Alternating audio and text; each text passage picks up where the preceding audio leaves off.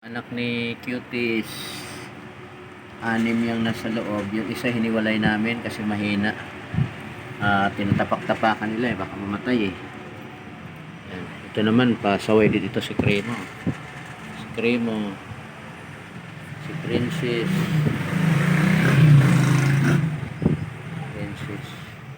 si Pilar, pusa namin na isa.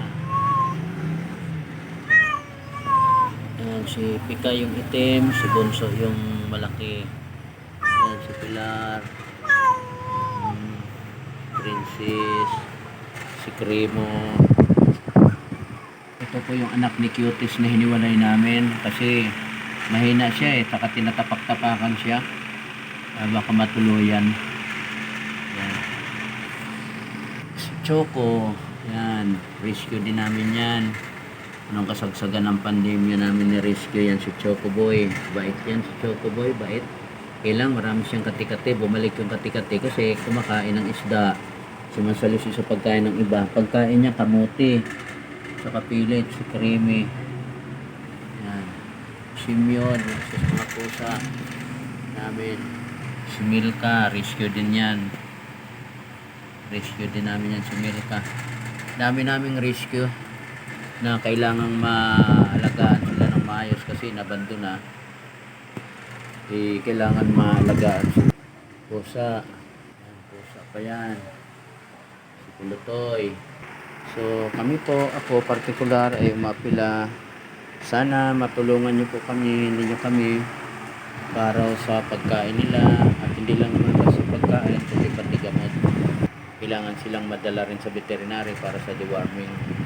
Sana may tumulong sa amin para sa mga ito. Doon po sa mga gusto mag-ampon, mayroon pa pong bakante ito. Mayroon pang wala pa pong gustong umampon dito. So sana po, bukod kay Mamig sa De La Pere Manzano, itong week na to kukunin nila.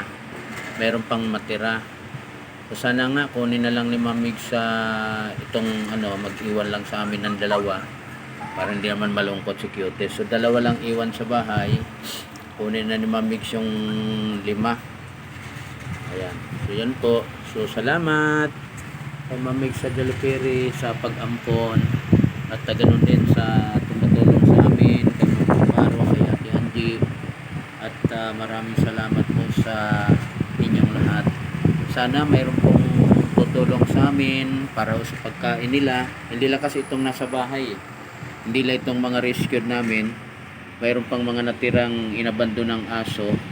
Actually, ang dami nga. Kailang limitado yung pinakakain namin kasi pinagkakasya lang namin yung pinapadala sa aming tulong. Pinagkakasya lang ho namin.